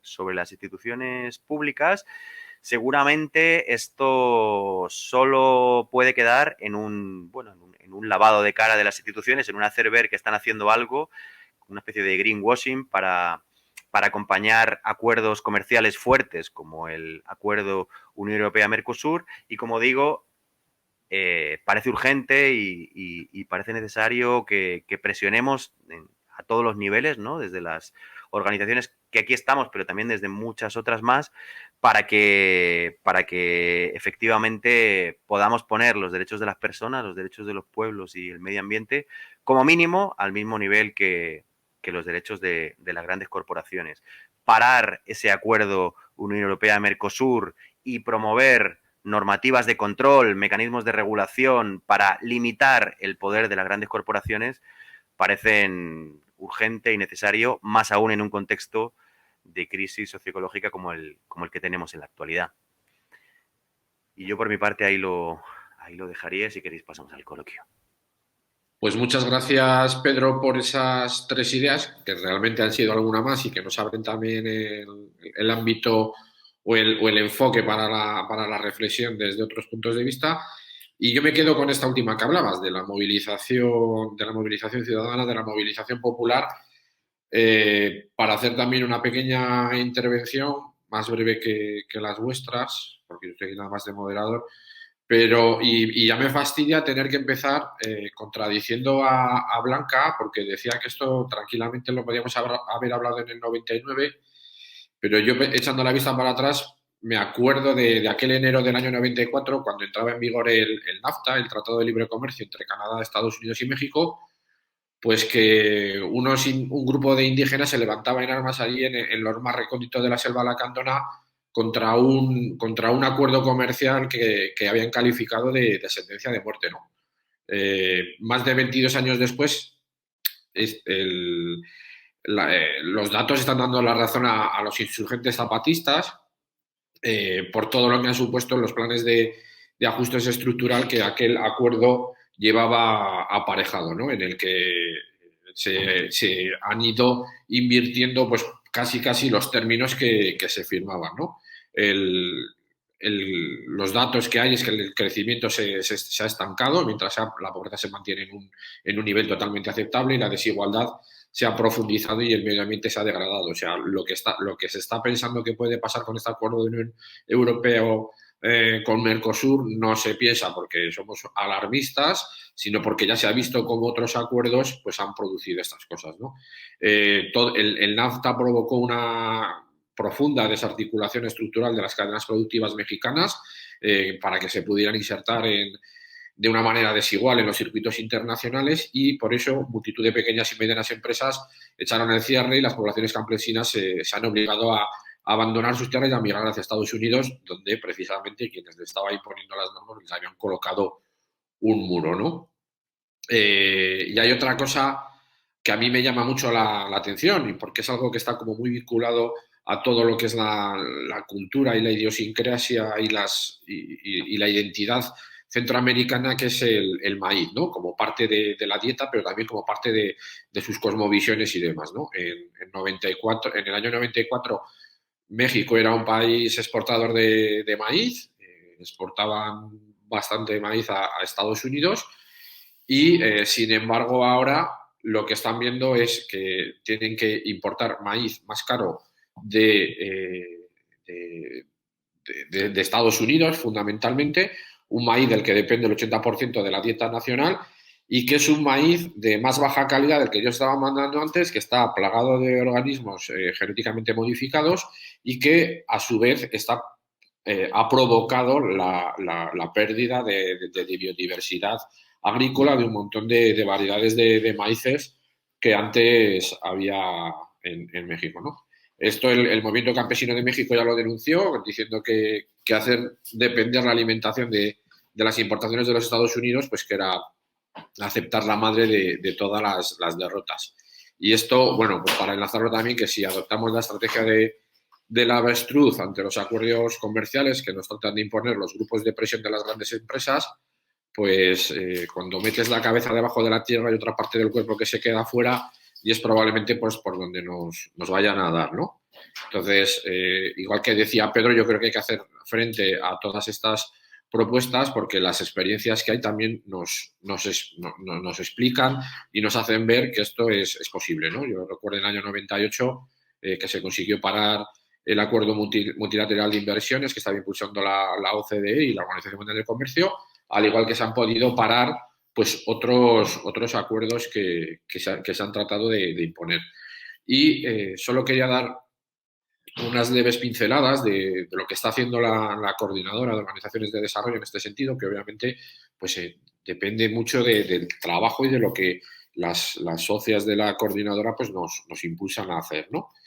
Fundamentalmente en los últimos años como parte de nuestro marco estratégico, nos hemos centrado en promover la coherencia de políticas para el desarrollo sostenible en la acción de los gobiernos y esto es un trabajo en el que también contamos con el apoyo de Futuro en Común, que es la plataforma que está haciendo el seguimiento de la implantación de la Agenda 2030 y que también pues, está en esas directrices que nos comentaba Gabriel al principio, pues estamos tratando de que estas cosas se tengan en cuenta, ¿no? También de cara al gobierno hemos hecho propuestas, como os decía, en la estrategia de desarrollo sostenible, también un poco con esa visión, en la acción exterior y de manera también un poco novedosa respecto al trabajo de la coordinadora en los últimos años, pues proponiendo también una dimensión de justicia global en la ley de cambio climático y transición energética. Nosotros estamos totalmente convencidos y creemos en las políticas palanca, que son aquellas que nos permiten conseguir aceleraciones rápidas dentro del marco de lo que es la Agenda 2030, no solo en un objetivo de desarrollo sostenible, sino en varios, pero que es algo que también podemos aplicar a otros ámbitos de las normativas y del funcionamiento de los gobiernos y por eso hemos incluido en la reforma de la política de cooperación el que tiene que ser una cooperación ecologista, pues que tenga también esa visión de cuidar el mundo desde el punto de vista pues también medioambiental, ¿no? Y de cara a las grandes corporaciones estamos poco a poco colaborando con aquellas entidades que ya estáis empujando para que haya una ley de debida diligencia de empresas y derechos humanos y medio ambiente, tanto en España como en Europa, y estamos convencidos que todo esto tiene que pasar por la consecución de un tratado vinculante que nos ayude para superar las normas de RUI o el plan de empresas y derechos humanos del Gobierno de España y que, como habéis dicho ya varias veces, pues tengan mecanismos que sean exigibles y vinculantes. También a través de Concord, que es nuestra plataforma europea, estamos siguiendo la nueva política comercial europea y, sobre todo, también estamos preocupados de cómo, que es algo que ya habéis dicho también, como el Green New Deal, pero también todos los fondos estos de reconstrucción van a ser otros planes, otras agendas que van a estar en disputa con la Agenda 2030 y que hay ya unas cuantas señales de alerta de que a lo mejor no están tirando en la misma dirección, a pesar de que le hayan puesto el pin de los ODS, ¿no? Y finalmente, lo que quería también comentaros, sobre todo más en clave para las organizaciones, es que la coordinadora tiene asientos tanto en la Comisión Consultiva de Negociaciones Comerciales Internacionales del Gobierno como en el FONPRODE, y que seamos capaces de ver cómo esto nos puede ayudar también para hacer algunas labores de incidencia o para seguir estos temas. Finalizo yo aquí mi intervención y lo que vamos a hacer es tratar de pasar a algunas de las cuestiones que nos habéis ido haciendo llegar a través de los canales, tanto de Entre Pueblos como de Amigos de la Tierra. Y aunque lo ha explicado bien ya cuando lo ha dicho, sí que le pediría a David que si quiere comentar algo más sobre la propuesta de moción en el Ayuntamiento de Barcelona. Bueno, sí, es sobre un comentario que hacía Topo en el chat del YouTube. No, remarcar que creo que ya lo dije, la iniciativa surge de la campaña a través de Ecologistas en Acción y de Entre Pueblos, que nos hacen buen lobby y nos proponen que entremos esa moción, analizamos por qué canales, digamos, partidarios puede tener más éxito, lo despliega en el contexto de Barcelona, obviamente, ¿no? Que tiene sus cositas, y al final se logra, digamos, generar un debate en un espacio nada acostumbrado a hablar de tratados de libre comercio, como es el ámbito municipal, pero donde se hacen algunos speeches curiosos también de ver, y donde se genera un poco de, digamos, de educación para la justicia global en manos en el interior de las instituciones. Y eso tal vez es lo más válido, porque al final también, bueno, que Barcelona haya aprobado estaba viendo también qué partidos habían dado apoyo y que no. Que se dé apoyo desde Barcelona, pues tiene su sentido simbólico, pero sí genera cierta presión si después se dirigen cartas al gobierno español y sobre todo a la Secretaría de Comercio Exterior, a la ministra y al gobierno, ¿no? Que son los que deberían tener un poco de momento no existe ese... de momento... sobre todo quien representa ese movimiento contrario, entiendo yo que es el movimiento ecologista, el movimiento de justicia global, el movimiento tal vez algunos movimientos de campesinos y payeses del país, pero todavía no está en manos de la opinión pública en general. Y eso es lo que por varios lados deberíamos conseguir, ¿no? Y yo entiendo que la campaña también esto es lo que busca. Y por tanto, bienvenida, como decía alguien, una campaña para conseguir mociones municipales o en parlamentos autonómicos o donde fuera, en las instituciones, vaya. Yo no sé si alguna de las personas de las organizaciones que estáis involucradas en esta campaña, porque como han preguntado cuáles son las vías de la sociedad civil, pues para poder hacer incidencias, si explicáis un poquito más en qué consiste y cómo está un poco el estado de la cuestión. Tal vez voy yo, si les parece, como para completar un poco lo que comentaba David y varias preguntas que se han hecho en el chat. Claro, bueno, en la campaña catalana contra los tratados de comercio e inversión, ¿no? Hay varias organizaciones de la sociedad civil, ¿no? Feministas, ecologistas, sindicatos, etcétera, etcétera. Y nos enmarcamos dentro de una campaña estatal también contra los tratados de comercio e inversión, ¿no? Y desde hace algunos meses, uno de los objetivos es contra más ayuntamientos aprueben una noción en contra del tratado UE-Mercosur, ¿no? Barcelona fue la primera, ¿no? Acá también en territorio catalán conseguimos que el ayuntamiento de Santa Coloma de Gramenet también se pusiera en contra del tratado con el apoyo del PSC, ¿no? Lo cual es bastante irónico, ya que el Partido Socialista es un fiel impulsor del tratado, ¿no? Y bueno, y también es un trabajo en red a nivel estatal, ¿no? De conseguir el máximo de apoyos de ayuntamientos que creemos que puede hacer un poco de presión al gobierno central. Muy bien, muchas gracias. Voy a tratar de juntar dos cuestiones que salían. Una, preguntaros, no sé quién querrá responder, sobre el papel que está jugando el Estado español en la negociación de este tratado entre la Unión Europea y Mercosur. Y luego, con otra pregunta que dicen que si hay alguna manera de salvar este acuerdo o directamente hay que tirarla a la papelera y pasar de él, ¿no?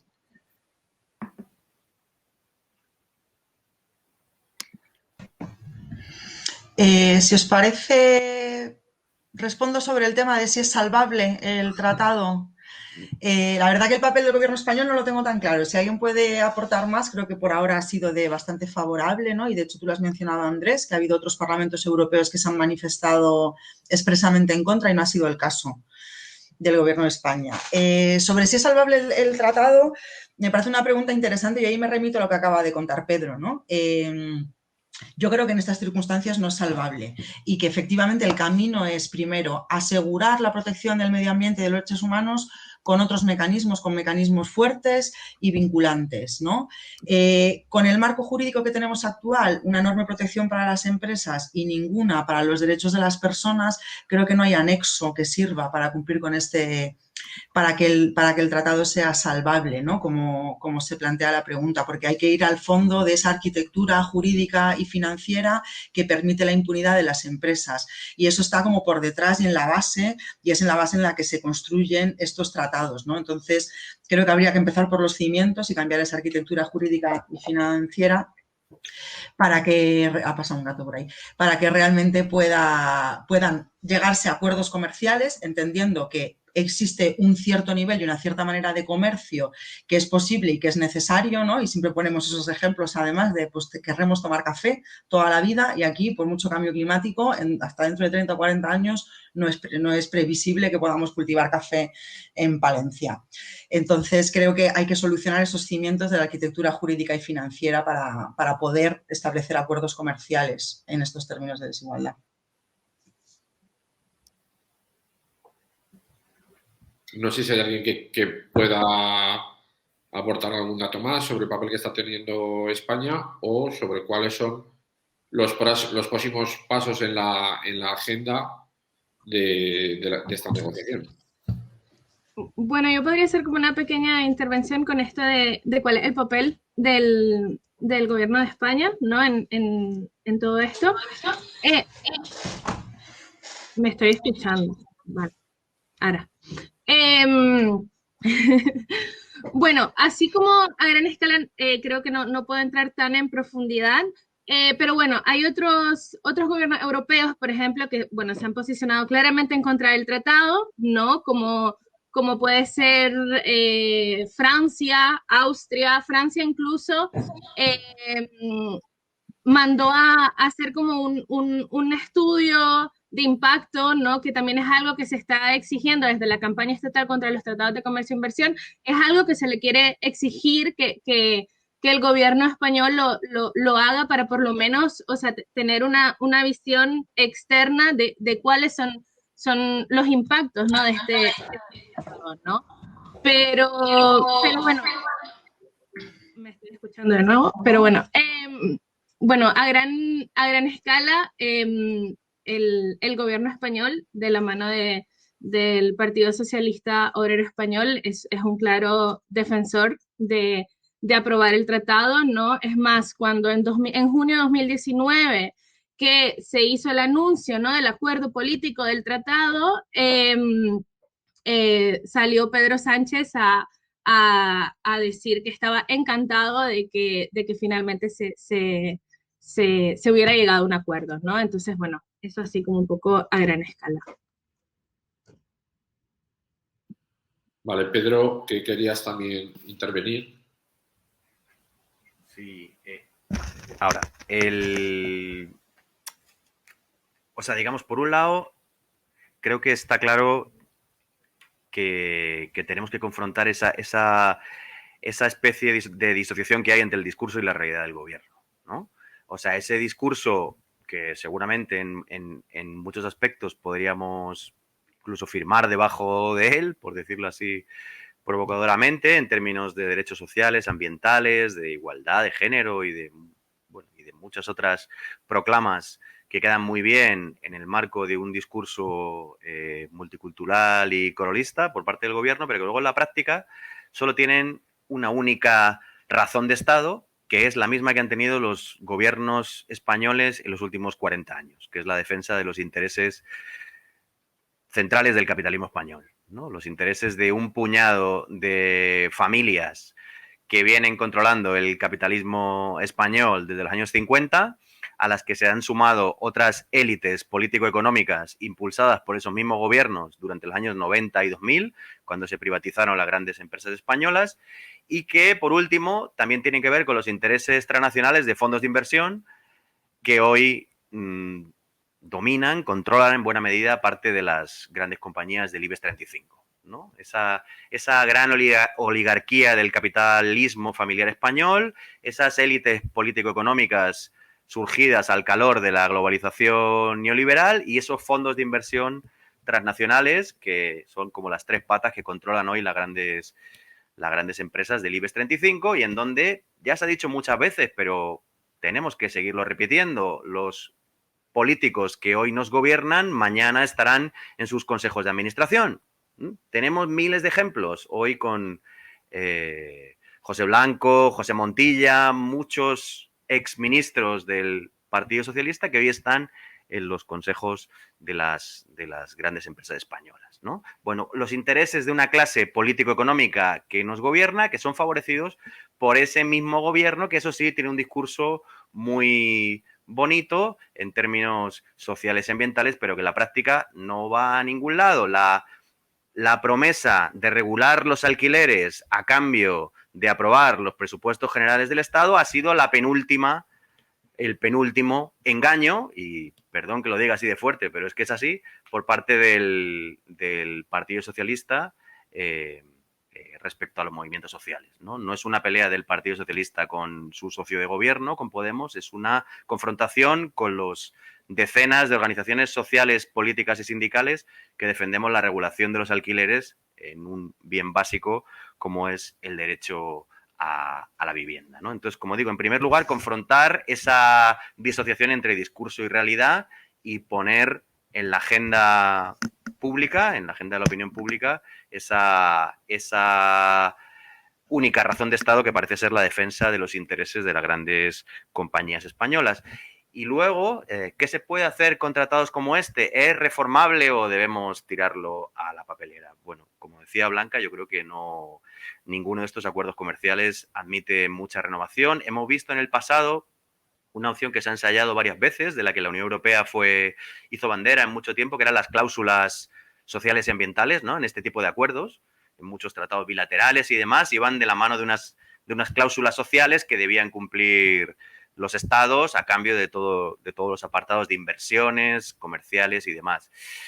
Bueno, no sé, yo, por ejemplo, conozco bien el caso de Colombia, ¿no? Y los acuerdos comerciales con Colombia y todas las cláusulas sociales que ha habido y que, pues han quedado absolutamente en nada, ¿no? Frente a unas violaciones de derechos humanos clamorosas, denunciadas ante todo tipo de tribunales nacionales e internacionales, que no ha habido ninguna manera de controlarlas, ni ganas que ha habido a través de esas cláusulas sociales, ¿no? Es imposible, por decirlo claramente, confrontar el poder del capital y toda esa arquitectura jurídica internacional que defiende sus intereses a través de cláusulas sociales de este tipo. Lo que la vía seguramente es denunciar esos tratados comerciales y cuando expire su vigencia, abandonarlos, no volverlos a firmar y tratar de hacer otro tipo de integración regional con otros países, más cercano, más local, y otro tipo de integración comercial y política como la que en la década pasada ensayaron y durante un tiempo bueno, pues digamos que tuvo su cierta relevancia algunos países latinoamericanos, ¿no? Bolivia, Venezuela, Ecuador se salieron del CIADI, se salieron del Tribunal de Arbitraje Internacional del Banco Mundial, denunciaron la vigencia de los tratados bilaterales de inversión y durante un tiempo no negociaron más acuerdos. Es verdad que luego esa dinámica cambió y ahora es diferente, pero durante un tiempo demostraron que se puede hacer otra integración regional, otra integración política y que, bueno, que se puede hacer fuerza y músculo con diferentes, articulando países, movimientos, regiones, naciones de otra manera, ¿no? El propio gobierno español, y termino con esto, está pidiendo ahora en relación con el cumplimiento del Acuerdo de París, está viendo que si la renovación del Tratado de la Carta de la Energía no cumple con los términos acordados en el Acuerdo de París, no renovarlo y salirse del mismo, ¿no? Eso lo están defendiendo las ministras del gobierno español, la ministra de Comercio, la ministra de Asuntos Exteriores y la ministra de Transición Ecológica. Seguramente tiene que ver también con un cambio en los intereses de las compañías españolas y en otros intereses que van más allá, pero demuestra que es posible no renovar este tipo de tratados, no firmar nuevos tratados, dejarlos en suspenso y salirse de esa lógica, ¿no? Por supuesto que hay que salirse del Tratado de la Carta de la Energía y que tratados como ese posibilitan que si hacemos reformas del modelo energético y del mercado energético, las grandes compañías y los fondos de inversión que las controlan van a demandar al Estado español y van a exigir compensaciones multimillonarias, ¿no? Como ya lo han hecho en la última década. España es uno de los países más demandados del mundo en el CIADI, en el Tribunal de Arbitraje del Banco Mundial, por el Tratado de la Carta de la Energía, ¿no? Salirse de este acuerdo es indispensable hoy en día, es otra de las campañas centrales que está impulsando muchas organizaciones sociales, Ecologistas en Acción y otras de las que estamos aquí, ¿no? A través de la campaña contra los tratados de comercio e inversión, pero eso mismo se puede hacer con el resto de acuerdos, ¿no? Denunciar su vigencia, salirse de ellos cuando caduquen y no firmar ninguno más. Eso debería ser una exigencia básica a nuestros gobiernos. Los partidos del gobierno, cuando han estado en la oposición, han defendido medidas como estas y medidas parecidas, ¿no? Incluso el propio Partido Socialista ha defendido a veces mociones que van en esta línea, ¿no? Pero cuando llegan al poder político, pues parece que no hay ninguna posibilidad de regular frente a los intereses del capital internacional y realmente es una cuestión de voluntad política.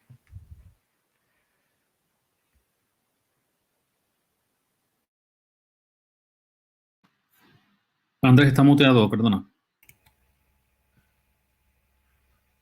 Muchas gracias, Pedro, por esta intervención.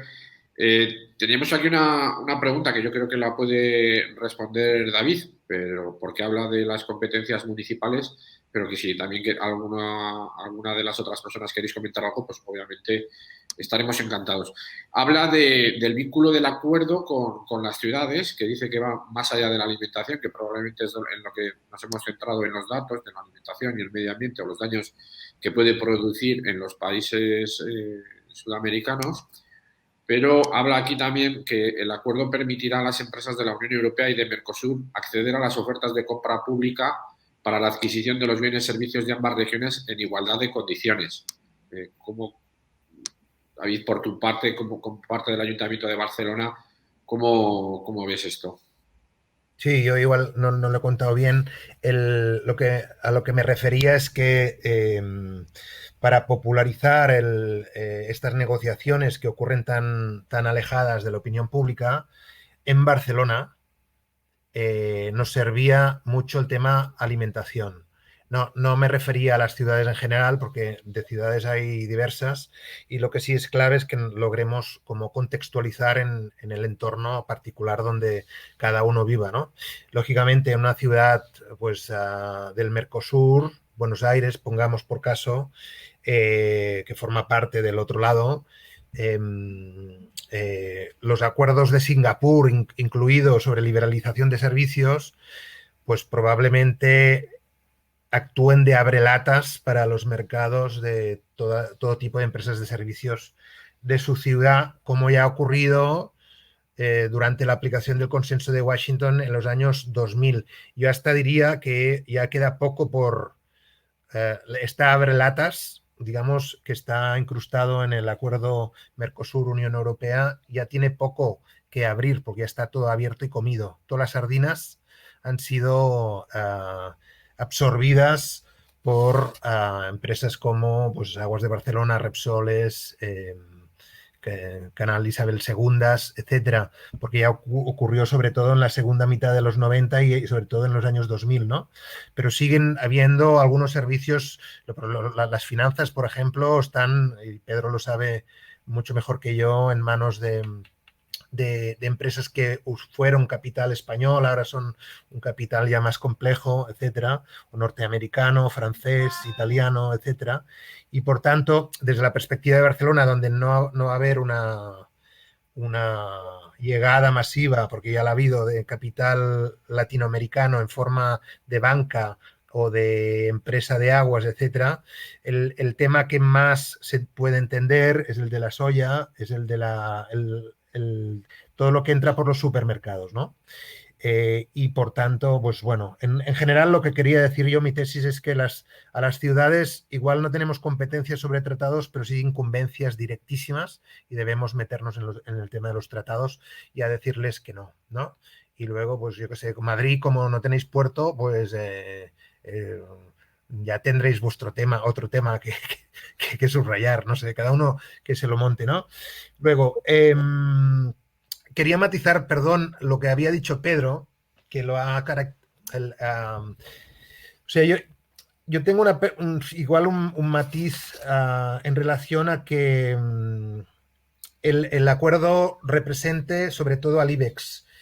Me da la sensación que representa en parte al IBEX, pero como justamente las empresas de servicios que estaban a la cabeza del IBEX ya se han comido el mercado latinoamericano, ya no les queda tanto y está más agotado, aún queda, ¿eh? Habían muchos otros sectores que convergen en la presión para que el gobierno español y cualquier gobierno esté a favor de ellos, y subrayo algunos, por ejemplo, los industriales que venían del campesinado o de la producción de vacuno, cerdo, etcétera, que han sido reestructurados y vapuleados, se han vuelto muy capitalistas también y configuran una presión. Por ejemplo, los industriales del porcino catalán son un vector pro Mercosur y anti, digamos, cambio climático, pero total, son los que quieren más soya, los que contaminan con... Y esto es un campesinado conservador, industrialista, etcétera. Bueno, que se han quedado también muy solos y sin muchas alternativas, entonces han saltado de escala y maltratan allí a los cerdos, etcétera, ¿no? Los trabajadores de la SEAT, ¿no? O de cualquier compañía automovilística, que son un trabajador muy como parecido a estos trabajadores norteamericanos, ¿no? Que se quedan sin trabajo y entonces denuncian a China y pueden entrar en el trumpismo. Ese también es un factor que en el entorno metropolitano está muy articulado y presiona a los gobiernos para que haya más empresas automovilísticas, pues porque hay muchos puestos de trabajo, son familias ahí también. El mundo del consumo, ¿no? De la sociedad que quiera... Mira, ahora hay unas estadísticas muy curiosas. El melón y la sandía que consumíamos en territorio ibérico era generalmente, mucho venía por el País Valencià, ¿no? Y tal, se producía el último año viene como en un 60-70% de Brasil. La sandía de Brasil, el melón de Brasil. ¿Nosotros por qué queremos consumir en invierno sandía? Pues por ahí un valor añadido que lo genera al comer postres de sandía todos los días, que es un absurdo, pero eso lo genera también una presión del consumo, por ejemplo, en forma de hoteles que quieren ofrecer melón o menús que quieren ofrecer melón y sandía y, por tanto, brasilera, ¿no? Entonces, el turismo, todos estos están empujando también. Quiero decir que la crítica, la denuncia, además del Partido Socialista, que en Barcelona, por ejemplo, se posicionó en contra de la declaración, evidentemente, a diferencia de en Santa Coloma, donde igual el Partido Socialista ya estaba más cercano a los movimientos sociales, vete tú a saber.